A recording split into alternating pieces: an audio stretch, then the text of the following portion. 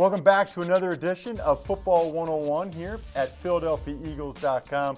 Ross Tucker, the former NFL offensive lineman from good old Wyomissing, Pennsylvania, with you yet again. You can check me out always over at RossTucker.com. I got a bunch of different podcasts that you can always listen to when you want. Football 101 has been all about teaching you guys, making you more knowledgeable than your father-in-law, your brother-in-law if you have them. If you don't, then just your friends, family, etc.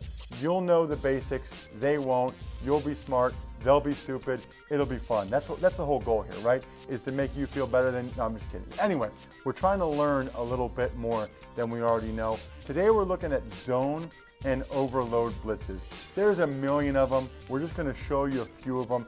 Back in the day, when you blitz, you almost always had to play man-to-man behind it.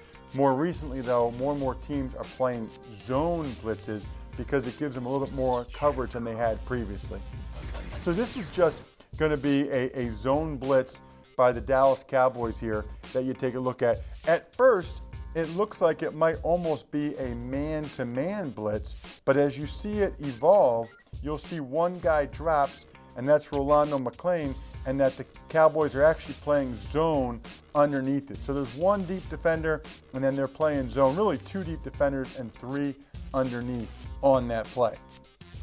The next blitz we want to look at is going to be the Jacksonville Jaguars trying to block the Kansas City Chiefs. This is a double edge blitz. And you'll see off the edge, the Kansas City Chiefs are bringing guys from both edge, both the bottom and the top, but they're still going to drop somebody out so they can stay in that 3-by-3 zone coverage that they want to be in. Obviously, the Jaguars were not ready for it, and they paid the price as a result. Next up, let's look at the Fire X blitz. And it's the Arizona Cardinals working against the Oakland Raiders. Again, this is a zone blitz. Why it's a Fire X?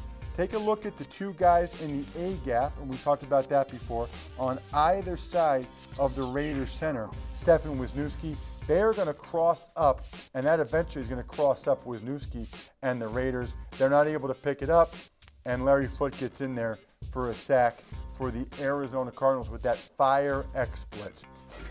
Last but not least, let's take a look at an overload blitz. The Carolina Panthers are going to bring 4 weak on this play. You wouldn't think that this safety is going to come or this linebacker based on their posture right there, but that's exactly what's going to happen is they're going to eventually overload the weak side. The running back can only get one. The safety times it well enough. He's able to get in there and get Colin Kaepernick down to the ground. These are just a few of the blitzes. It's unbelievable how many there really are. Just ask Rex Ryan. He probably has 50 of them. And when you play in the NFL like I did, you knew one thing for sure.